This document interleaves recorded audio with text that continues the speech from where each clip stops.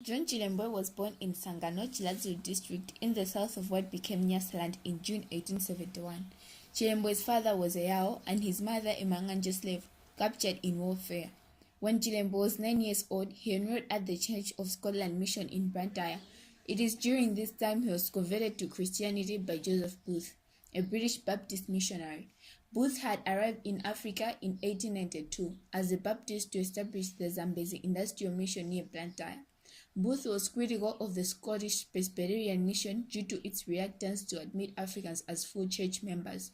He later founded 7 more independent missions in Nyasaland, which, like the Zambezi Industrial Mission, focused on the equality of all worshippers. Chilembwe became an interpreter and a house servant to Joseph Booth. It is during this time that he became acquainted with Booth's radical religious ideas and egalitarian feelings. In 1897, Booth and Chilembwe traveled together to the United States. Chilembwe attended the Virginia Theological Seminary, a small Baptist institution at Lynchburg, Virginia, where he studied African American history. During this time, Chilembwe had experienced racial segregation that was happening in the United States of America and was exposed to radical American black ideas with the works of John Brown, Booker T. Washington, Frederick Douglass, and others. Chilembwe was ordained as a public minister at Virginia Theological Seminary in 1899. After completing his studies at Lynchburg in 1900, he returned to Nyasaland the same year. Chilembwe started his Providence Industrial Mission in Chilembwe district. For the first 12 years after his return to Nyasaland, his ministry developed slowly, assisted by regular small donations from his American backers. Chilembwe encouraged African self-respect and advancement through education, hard work, and personal responsibility as advocated by Booker T. Washington. He also opened schools which emphasized modern methods of agriculture, and by 1912, he had 1,000 pupils plus 800 in the adult sections. Between 1912 and 1913, Chilembwe had become more politically militant and openly voiced criticism over the state of African land rights in the Chile Highlands and the conditions of labor tenants there, particularly on the A.L. Bruce estates. Most criticism was leveled against the Tangata system, which involved underpaying wage labor. A.L. Bruce estates was managed by a cruel manager named William Jervis Livingstone, who was despised by the Africans. Chilembwe was angered by Livingstone's refusal to accept the worth of African people, and also frustrated by the refusal of the settlers and government to provide suitable opportunities or a political voice to the African new men who had been educated by the Presbyterian and other missions in Nyasaland, or in some cases had received a higher education abroad. A number of such men became Chilembwe's lieutenants in the uprising.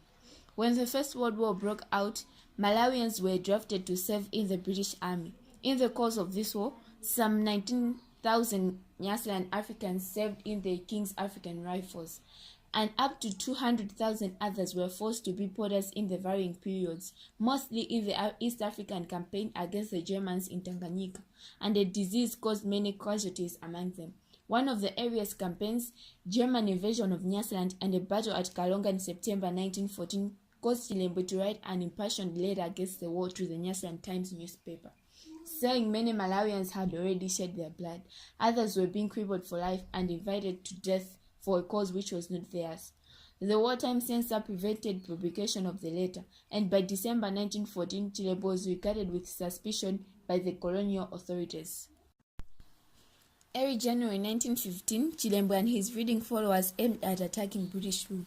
The first part of Chilembwe's plan was to attack European centers in the Chile Highlands on the night between January 23 and 24, 1915, to obtain arms and ammunition, and the second was to attack European estates in the same area simultaneously. Most of Chilembwe's force of about 100 men were from his PIM congregations in Chiladzulu and Mulanje, with some support from other independent African churches in the Chile Highlands. In the third part of the plan, the forces of the Nchewu revolt, based on the local independent Seventh-day Baptist, would move south to link up with Chilembwe. He hoped that discontented Africans on European estates, relatives of soldiers killed in the war, and others would join as the rising progressed. Chilembwe is said to have drawn parallels between his rising and that of John Brown, and stated his will: strike a blow and die.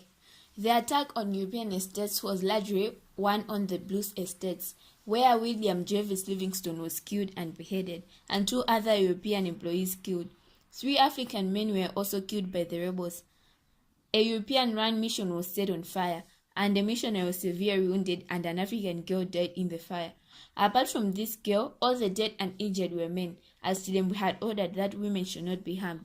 On January 24, a Sunday, Chilembwe conducted a service in the PIM church next to the pole impaling Livingstone's head. But by January 26, he realized that the uprising had failed to gain local support. After avoiding attempts to capture him and apparently trying to escape into Mozambique, he was tracked down and killed on February.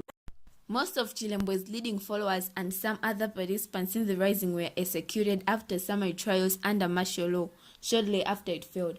The total number of those killed is unclear, because extrajudicial killings were carried out by European members of the Nyasaland Frontier Reserve. His early struggle led other Malawians to start a struggle for independence. Those that were inspired included Kamuzu Banda. Nyasaland gained independence in 1964, taking the name Malawi. John Chilembwe Day is observed annually on January 15 in Malawi. Chilembwe's likeness is seen on many Malawian kwacha notes.